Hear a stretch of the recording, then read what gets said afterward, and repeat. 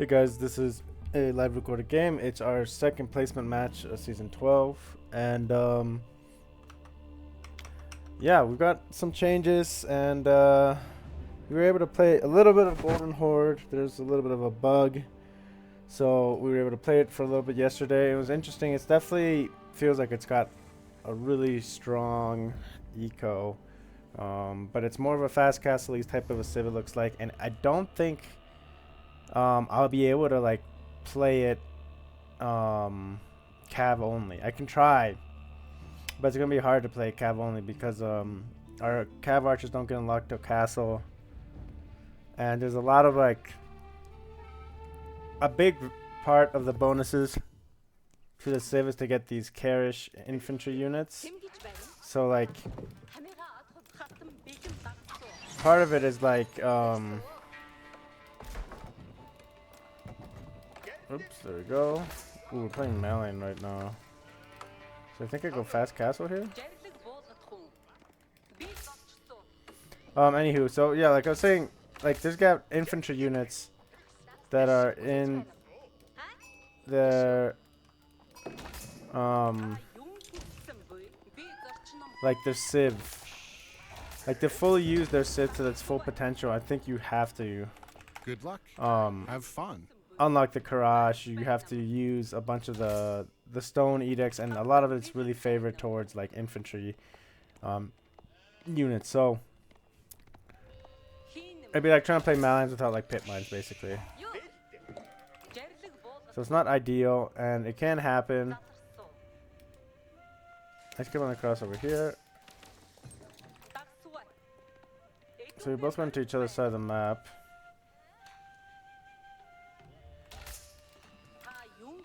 And he might be headed on our side over here. Get all the sheep. Okay, this is nice. Rerolling. If he is heading over to our side. It's that funky wood line. I don't like this. Hopefully we don't get caught.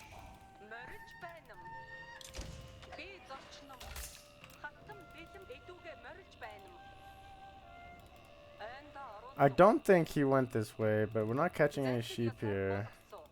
So it's a possibility, which would suck that we get like 2 sheep this game. This sheep's a good sign that he didn't go back here.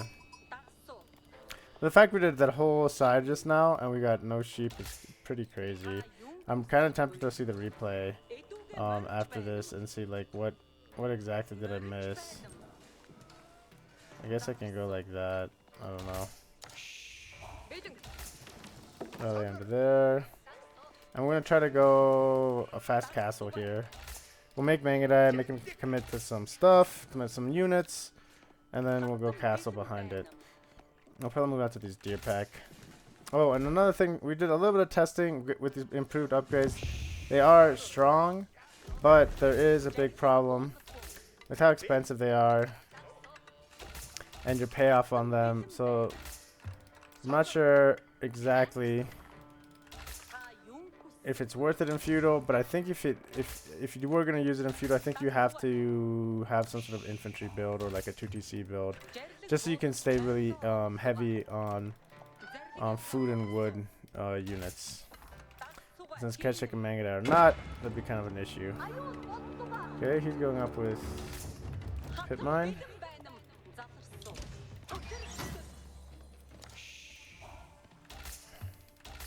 Okay. And he's got this. Looks like his gold and everything is, or I'm sorry, his wood is over on that side, so we should be able to get some decent raids in.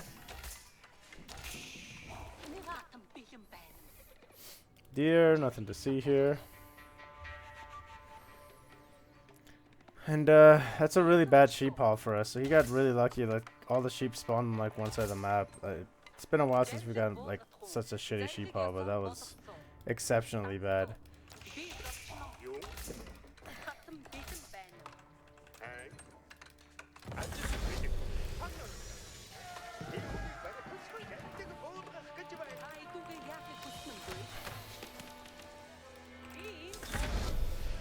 Okay, one sheep. Let's go. We'll take it.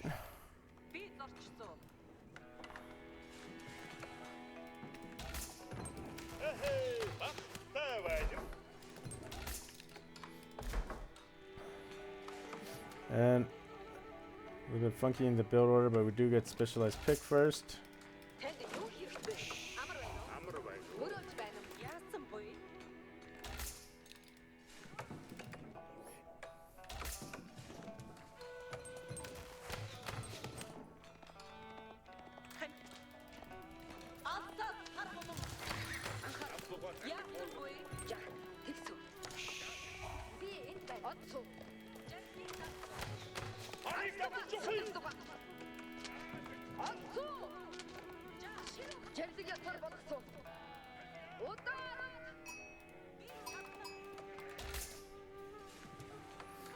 $100 wood. I don't know if I want to spend it like that. Let's go like this instead.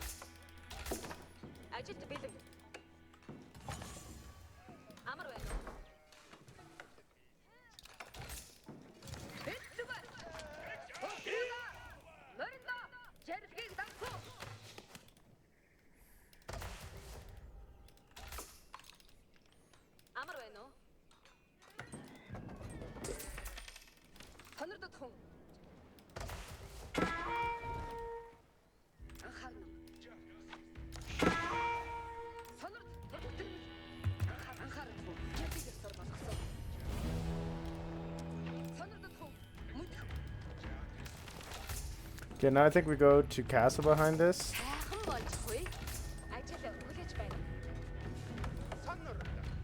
But I want to do it scaling.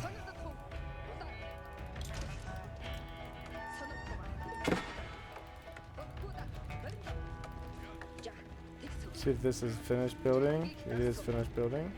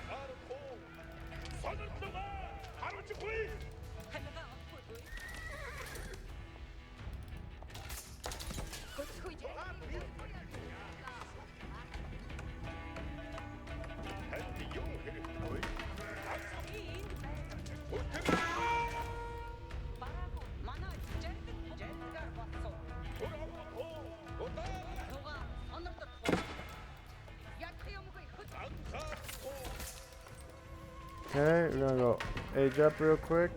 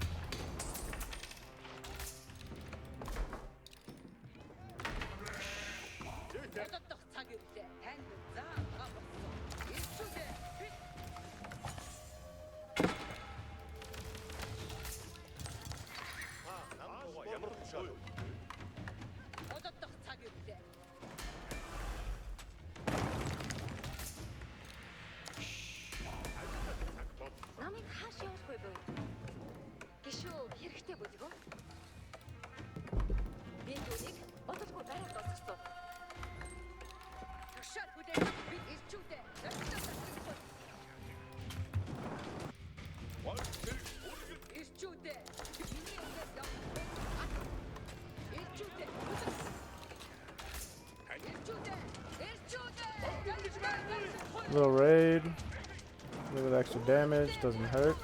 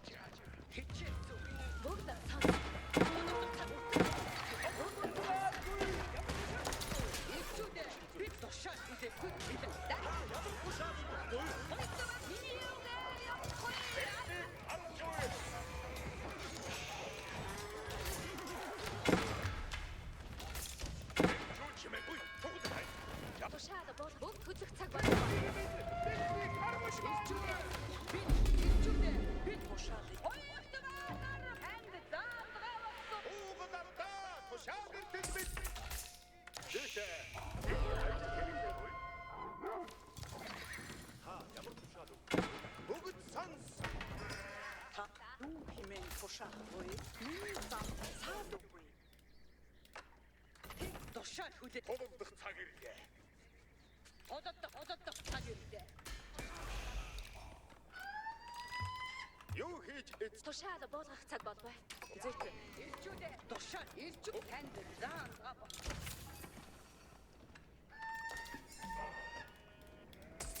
Ирчүүдээ танд чи юу хүсмүэ?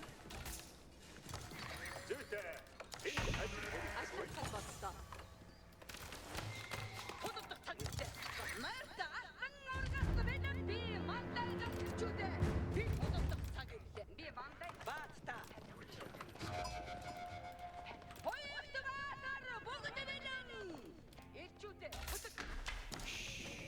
ажил хууя бэлэг. Ажил туяа гэдэг. Зүйтэй. Энэ ажил цаг боллоо. Дуудахтаа би мандайдан явцсан. Шин тушаал ирлээ. Би Намайг хас явахгүй бай. тушаал ирчүүдээ. Миний үгээд явахгүй. Ирчүүдээ. Дөрөвтэй байхгүй.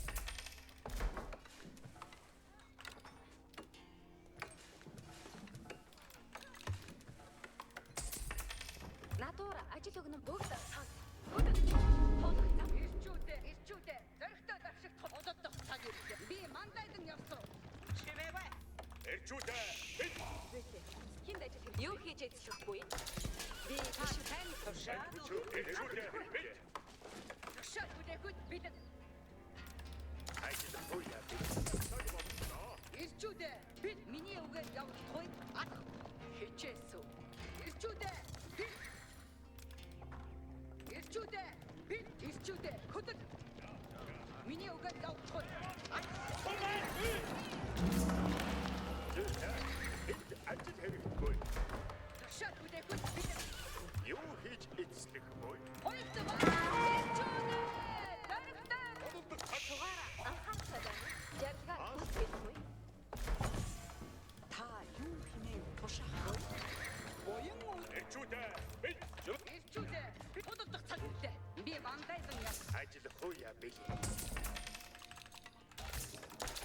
Зүйтэй. Хинд ажил хийхгүй. Надуура. Ододох цаг ирлээ. Тушаал хүлээхэд бид ирчүүдээ. Та заа. Ирчүүдээ танд тушаал Бидний гацж баймуу. Би таны тушаалыг хүлээхгүй. Ододох танд хүчин зүтгсөө. Юу хийж эцлэх вэ? Ирчүүдээ ододох цаг ирлээ. Зүйтэй. Энд ажил хэрэггүй.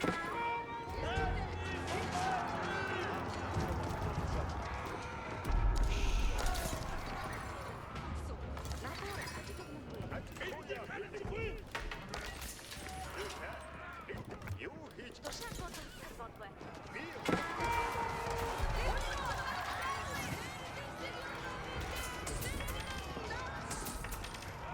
Намайг хас явахгүй бай. Тушаал хүлээх. Хоёрт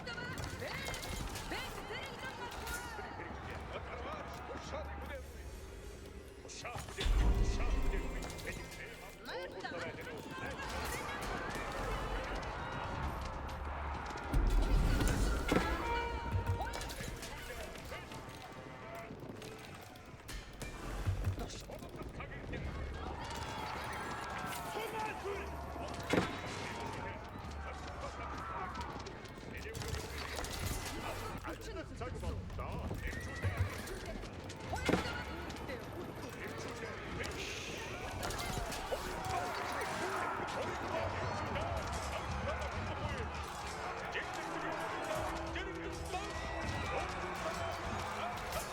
Надуура ажил өгнө бай. Энд ажил хэрэггүй. Ажил туяа гэдэг.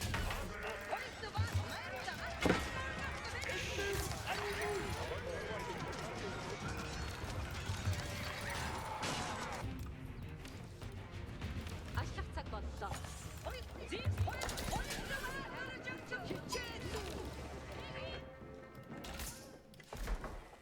Юу хийж эцлэх Ажил туяа гэдэг. Та нам дууга ямар тушаал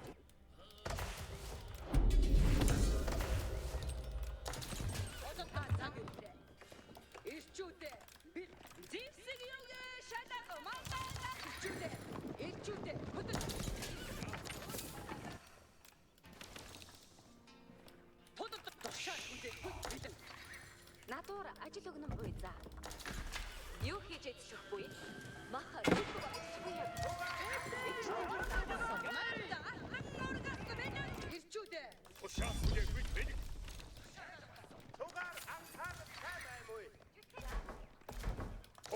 Ирчүүдээ. Ирчүүдээ. Ирчүүдээ загтаа гахгүй. Тушаал хүлээхэд би тушаа.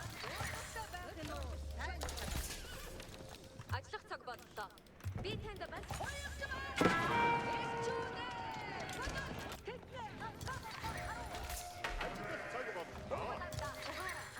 I want to do eco switch here.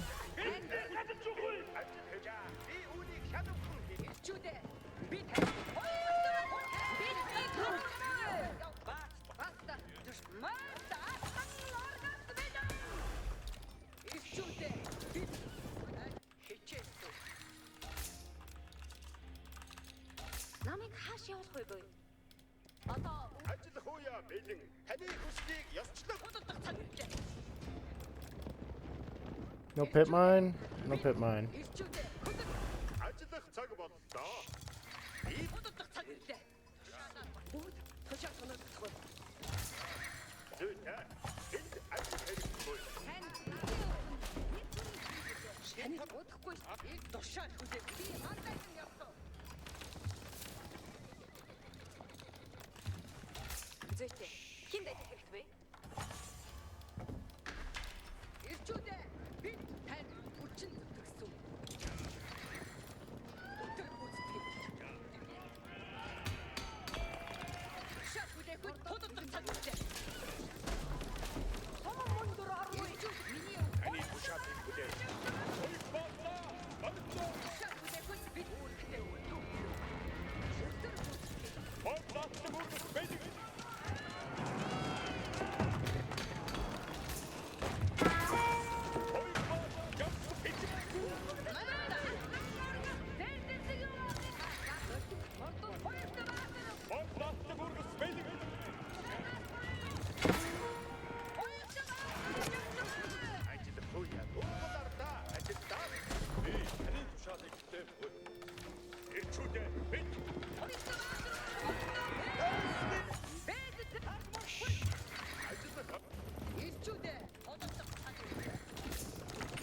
Намайг хааш явуулахгүй эрэгтэй.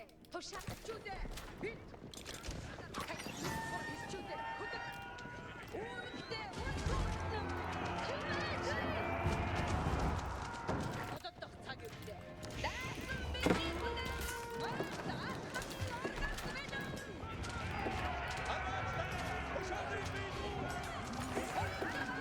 Ирчүүдээ. Би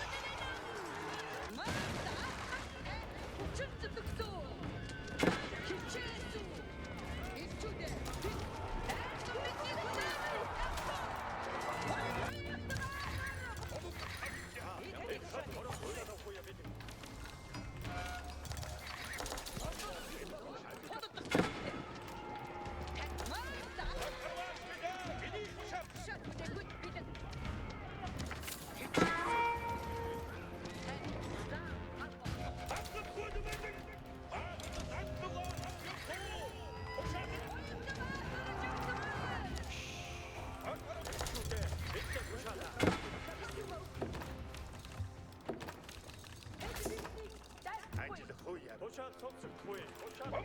Заагүй. Ирчүүдээ. Би за үүрэгтэй үлдүүсэн. Ирчүүдээ. Чимээгүй. Миний тушаал. Ирчүүдээ. Би Ирчүүдээ. Тушаал. Чимээгүй. Тушаал сонсохгүй. Тушаал хүлээхгүй. Бэлэг. Ирчүүдээ. Хөдөг.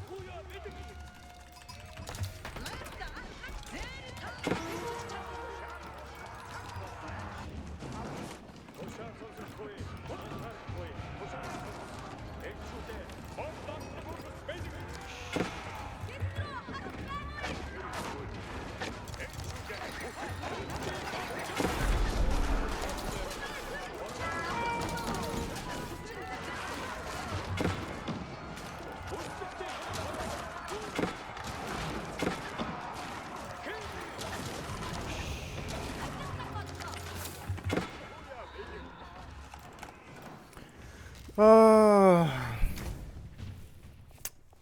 we kind of fucked up. I think we had that in the bag and I just kind of threw it away.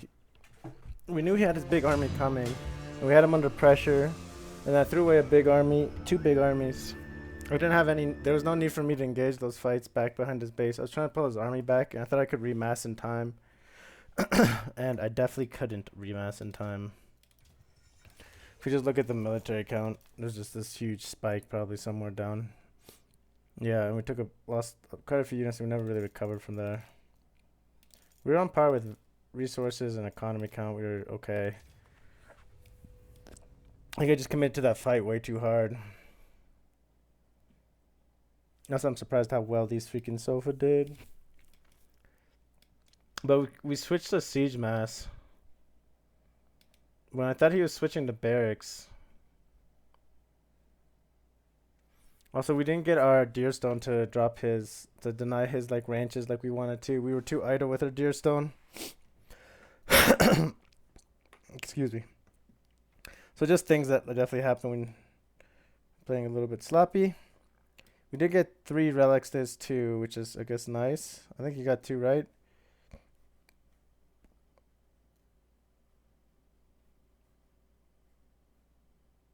I thought he got 2. I could have sworn I saw his monk running around. I don't see him. Oh, there it is, right there, right in front of me. Okay, well, at the end there, he did a really good job of just basically letting us kill our army for free, which is this period right here. And yes, we were killing villagers, but it's not worth that much army, I don't think, while he's massing his. And then we're fucking up his resources. And then one thing too is we did not have all of our towers up here in time.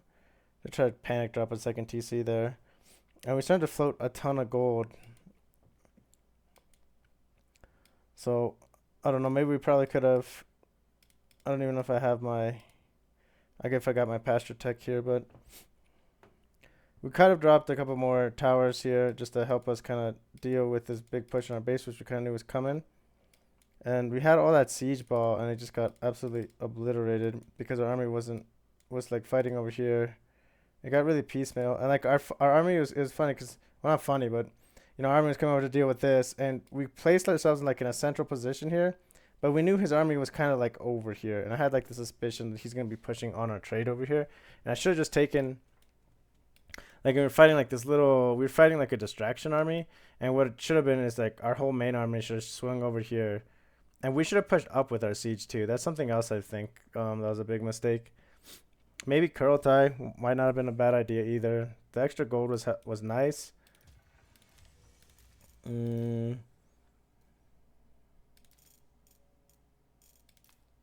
we were already scaling traders. I don't know. He didn't make a lot of spearmen, or maybe we killed a bunch of spearmen in that first fight. It's tough to say. But we didn't take a really great fight there. It was delayed, and if our army was like kind of in position and pushing here, like when we had all that siege and stuff, if we had been rallying siege like up here to this point over here, we could have been getting on some decent pressure. Even up here, like this should have been where we were pushing and just like forcing the issue here. Because if you take out, you know, a cattle ranch, it's pretty significant. It's 2 villagers per, besides his investment and everything in it. So yeah, just a bad transition in terms of how we dealt with like our siege and stuff. We transitioned into it, but his army was still pretty mobile because he still had a shit ton of Sofa. And Sofa, I'm pretty sure shit on, I don't know why, but I'm pretty sure they shit on Keshik unless we're under Kurultai.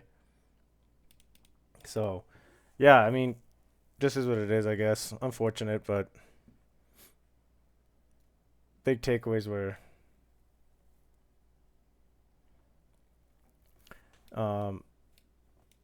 being a little bit more proactive with villager towers. We had some towers back here, but we definitely could have been more proactive and had like villagers dropping towers like up along here.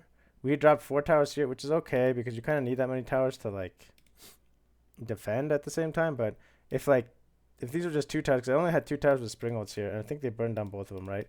So yeah, they did burn down both of them. So instead of dropping 2 extra towers here, it's not like it's imp or anything. These towers, if they were here and here, like his army pushing out, I would have like seen that, And I could have moved my whole siege mass over, and I could have dealt with that army with some cav. And I could have rallied other units, other cav to deal with him over here. What is he looking at for stable production and just production in general? What was he looking at?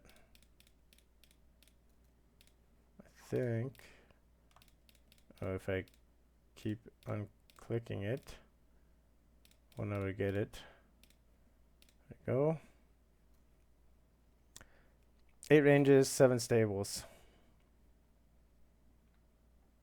That's pretty similar to us, because I think we had 8 ranges, 8 stables.